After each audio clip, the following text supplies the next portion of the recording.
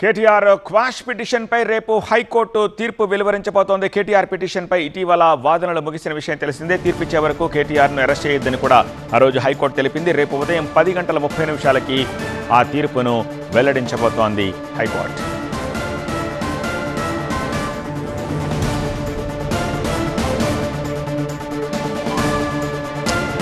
KTR quash పిటిషన్పై రేపు high court తీర్పు వెలువరించబోతోంది. కేటీఆర్ పిటిషన్పై ఇటీవల వాదనలు ముగిశాయి. ఆ తీర్పును రిజర్వ్ చేసి ఉంచారు. తీర్పిచ్చే వరకు కేటీఆర్ని అరెస్ట్ చేయొద్దని హైకోర్టు తెలిపింది. సో రేపు ఉదయం 10:30 హైకోర్టు తీర్పు వెల్లడించబోతోంది.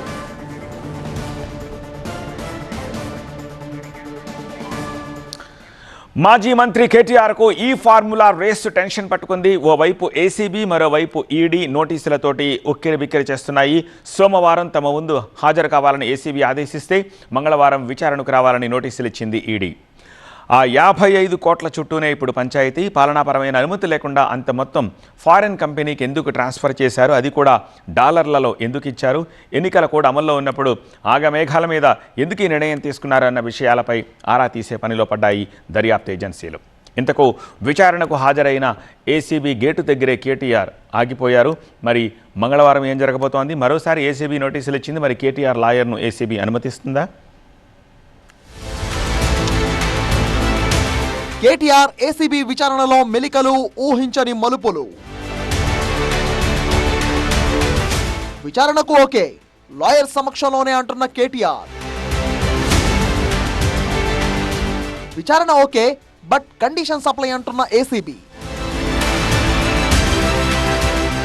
ఇది హైదరాబాద్ ఏసీబీ ఆఫీస్ ముందు జరిగిన high drama. BRS working president, మాజీ మంత్రి కేటీఆర్ కు ఫార్ములా ఈ రేస్ కేసులో ఏసీబీ నోటీసులు ఇచ్చిన నేపథ్యంలో విచారణకు హాజరయ్యారు. ఆయన ఒక్కరే కాదు, ఆయనతో పాటు ఆయన లాయర్లను కూడా వెంటబెట్టుకుని బంజారాహిల్స్ ఏసీబీ ఆఫీస్కు వెళ్లారు కేటీఆర్. కేటీఆర్ కోసం వెయిట్ చేస్తున్న ఏసీబీ అధికారులు కారులో న్యాయవాదులు ఉండడంతో అభ్యంతరం వ్యక్తం చేస్తూ కారును గేటు వద్దే ఆపేశారు. అయితే ఇక్కడ మొదలైంది అసలు సిసుల హై డ్రామా హై పిచ్ లో. లాయర్లను లోపలికి ఏసీబీ అనుమతించలేదు. దీంతో కేటీఆర్ అడ్వకేట్లతోనే లోపలికి వెళ్తానని, వారి సమక్షంలోనే విచారణ జరగాలని డిమాండ్ చేశారు. అయితే అడ్వకేట్లను అనుమతించబోమని ఏసీబీ తెగేసి చెప్పింది. దీంతో అరగంట పాటు ఏసీబీ ఆఫీస్ ముందు నాటకీయ పరిణామాలు చోటు చేసుకున్నాయి. లాయర్లతోనే వెళ్తానని కేటీఆర్ భీష్మించుకొని ఏసీబీ గేటు ముందే అధికారుల రెస్పాన్స్ కోసం అరగంట పాటు బయటే వేచి చూశారు. కానీ ఏసీబీ సైడ్ నుంచి ఎలాంటి సమాచారం రాకపోవడంతో ఏసీబీ అడిషనల్ ఎస్పీకి తన వివరణ ఇచ్చి అక్కడి నుంచి వెళ్లిపోయారు కేటీఆర్. అయితే వెళ్తూ కేటీఆర్ లిఖితపూర్వక స్టేట్మెంట్ ను ఏసీపీ డీఎస్పీకి అందజేసి వెనుదిరిగారు. తనకు కొంత సమయం ఇవ్వాలని కేటీఆర్ ఆ స్టేట్మెంట్ ద్వారా కోరారు. రాజ్యాంగం, చట్టం తనకు కల్పించిన హక్కులను వినియోగించుకుంటూనే కేసు దర్యాప్తునకు హాజరై సహకరిస్తానని తెలిపారు ఆయన. హైకోర్టులో తాను వేసిన క్వాష్ పిటిషన్ తీర్పు రిజర్వ్ లో ఉందని, తీర్పు వచ్చేదాకా తనకు గడువు ఇచ్చే అంశం పరిశీలించాలని ఏసీపీ డీఎస్పీని లెటర్లో కోరారు. అంతేకాదు విచారణ సమయంలో కొన్ని డాక్యుమెంట్స్ అడిగారని, అవి ఎలాంటివో స్పష్టత ఇవ్వాలన్నారు కేటీఆర్. ప్రస్తుతం కేటీఆర్ క్వాష్ పిటిషన్ పై హైకోర్టు తీర్పు రిజర్వ్ లో ఉంచింది.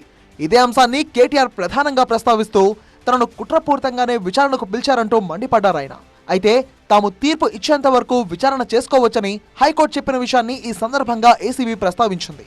అలాగే కేటీఆర్ చేసిన ఆరోపణలపైన కోర్టులో మెమో వేయాలని నిర్ణయించినట్టు తెలుస్తోంది. ఇక అడ్వకేట్లను ఎందుకు అనుమతించలేదు అనే విషయంపై కోర్టు ఆదేశాలు లేనందునే తాము కేటీఆర్ వెంట వచ్చిన లాయర్స్ ను అనుమతించలేదు అని ఏసీబీ స్పష్టం చేసింది.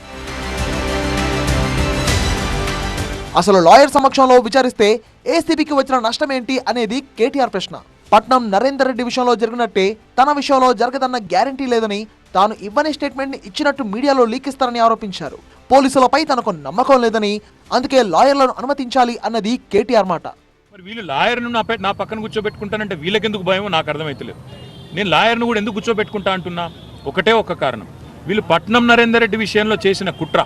ఆయన ఇవ్వని స్టేట్మెంట్ ఇచ్చినట్టుగా ఏదైతే రేవంత్ రెడ్డి గారి డైరెక్షన్లో నా పేరు కూడా చెప్పించి నన్ను ఇరికిచ్చే ప్రయత్నం ఏదైతే చేసినరో, ఇక్కడ నేను కూడా చెప్పందేదో చెప్పినట్టు చేసి మళ్ళా దేశమంతా టామ్ చేసి ఏందో జరిగిపోయింది, ఏందో అయిపోయింది అని మీడియాలో లీకులు ఇచ్చి రైతు భరోసాను డైవర్ట్ చేసే ప్రయత్నం ఏదైతే చేస్తుండ్రో అట్లా జరగద్దు. అంటే నాకు న్యాయపరమైన సపోర్ట్ ఉండాలని కోరుతున్నాను.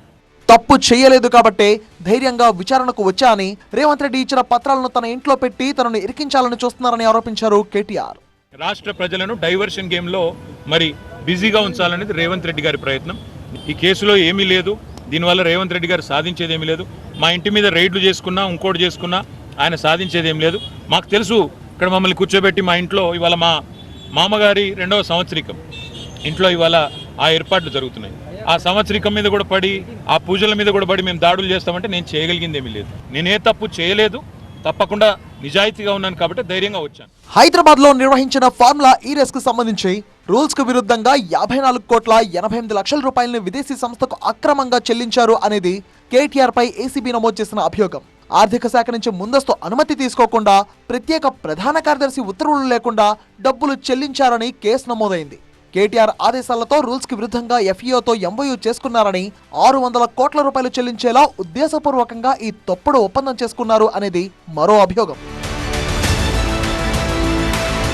అసలు ఎంఓయూకి ముందే కేటీఆర్ ఆ దేశంతో డబ్బు చెల్లించేశారని, ఆ తర్వాతే సీఎంఓకి సమాచారం ఇచ్చారు అన్నది ఇంకో అభియోగం. కేబినెట్ ఆమోదం లేకుండా ఇలా డీల్ చేసుకోవడం ఆర్టికల్ 299 ఉల్లంఘన అంటూ ఎఫ్ఐఆర్ లో పేర్కొంది ఏసీబీ. మోసం, నమ్మక ద్రోహం, నేరపూరిత చర్యల కింద కేటీఆర్ పై కేసు ఫైల్ చేసింది ఏసీబీ. ఈ రేస్ కు నిధుల విడుదలపై సీనియర్ ఐఏఎస్ దానం కిషోర్ ఫిర్యాదుపై డిసెంబర్ 19వ తేదీన ఎఫ్ఐఆర్ నమోదు చేసింది ఏసీబీ. మరోవైపు మంగళవారం ఈడీ విచారణకు కూడా కేటీఆర్ హాజరు కావాల్సి ఉంది. ఇలా దర్యాప్తు ఏజెన్సీల నుంచి వరుస పెట్టి నోటీసులు రావడంపై బీఆర్ఎస్ తీవ్ర స్థాయిలో ఆగ్రహం వ్యక్తం చేస్తోంది. కాంగ్రెస్ డైవర్షన్ పాలిటిక్స్ చేస్తుందని, రైతు భరోసా అంశాన్ని పక్కదోవ పట్టించేందుకే కేసుల పేరుతో బీఆర్ఎస్ అగ్రనేతలను టార్గెట్ చేస్తుందని మండిపడుతోంది. కేటీఆర్ పై పెట్టిన అక్రమ కేసును చట్టపరంగానే ఎదుర్కొంటామని, కాంగ్రెస్ కుట్ర రాజకీయం చేస్తుందని ఆరోపించారు బీఆర్ఎస్ ఎమ్మెల్సీ కవిత. ఇవాళ మా వర్కింగ్ ప్రెసిడెంట్ గారు గౌరవనీయులు అన్న కేటీఆర్ అన్న గారి మీద కూడా మరి రకరకాల కేసులు పెట్టి ఏసీబీ పేరుతోని ఇంకో దాని పేరుతోని వారు ఎట్లా కక్షపూరితమైన వ్యవహారం ఈ ప్రభుత్వం చేస్తుందో తెలంగాణ ప్రజలందరూ కూడా గమనిస్తూ ఉన్నారు. మరి మీ ద్వారా, మీడియా మిత్రులందరి ద్వారా ఈ ఇంద్రవెల్లి స్తూపం దగ్గర నుంచి తెలంగాణ బిడ్డలందరూ కూడా తెలియజేస్తూ ఉన్నాం, ఎట్లాంటి కేసులు పెట్టినా బీఆర్ఎస్ వాళ్ళం ఎవరం కూడా భయపడేది లేదు. ఖచ్చితంగా ప్రజల పక్షాన, ప్రజలకు రావాల్సిన హక్కుల కోసం మా వాణిని వినిపిస్తూనే ఉంటాం, మా పోరాటం కొనసాగిస్తూనే ఉంటాం. రేవంత్ సర్కార్ కక్ష సాధింపులకు పాల్పడుతుందన్నారు మాజీ మంత్రి నిరంజన్ రెడ్డి. చట్టబద్ధ సంస్థలను ఇష్టానుసారం వాడుకుంటున్నారని విమర్శించారు. ప్రభుత్వం తీసుకున్న నిర్ణయంపై కేసు పెట్టారని ఆరోపించారు. ఏసీబీ కార్యాలయానికి 2 న్యాయవాదుల్ని తన వెంట పెట్టుకొని పోతే, న్యాయవాదులు తనతో పాటు విచారణలో ఉంటేనంటే ఏసీబీ అధికారులకు వచ్చేటువంటి కష్టమైంది. మీరు విచారణ చేయొద్దని చెప్పట్లేదే. కేటీఆర్ గారు వస్తారు, మీరు ఉండండి, లైవ్ పెట్టండి, మొత్తం రాష్ట్ర ఛానల్స్ పెట్టండి, మీరు చేయదలుచుకున్న వాదనలు మీ దగ్గర ఉన్న ఆధారాలు పెట్టి ప్రజల ముందర పెట్టండి, ప్రజలు కూడా అభిప్రాయం ఏర్పరచుకుంటారు కదా. ఏదో రకంగా ఒక అల్లినటువంటి కథను క్రియేట్ చేయాలి, దానికి తగ్గట్టుగా ఒక ఫాల్స్ ఎవిడెన్స్ను బిల్డప్ చేయాలనేటువంటి దురుద్దేశం ఉంది కాబట్టే మీరు న్యాయవాదులను అనుమతించట్లేదని చెప్పి మేము భావిస్తున్నాం. అంతకుముందు కేటీఆర్ విచారణ నేపథ్యంలో పలువురు బీఆర్ఎస్ నేతలను ముందస్తు అరెస్ట్ చేశారు. బీఆర్ఎస్ ఎమ్మెల్యే కౌశిక్ రెడ్డిని హౌస్ అరెస్ట్ చేసిన పోలీసులు మరో 100 మందిని ముందస్తుగా అదుపులోకి తీసుకున్నారు. బీఆర్ఎస్పీ నేత మేకల విద్యాసాగర్ ను కూడా అరెస్ట్ చేశారు.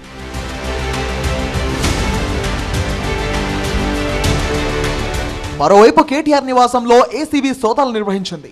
ఇక కేటీఆర్ వివరణతో సంతృప్తి చెందని ఏసీబీ విచారణకు హాజరు కావాలని మరోసారి నోటీసులు జారీ చేసింది. ఈ నెల 9వ తేదీన విచారణకు హాజరు కావాలని ఆదేశించింది.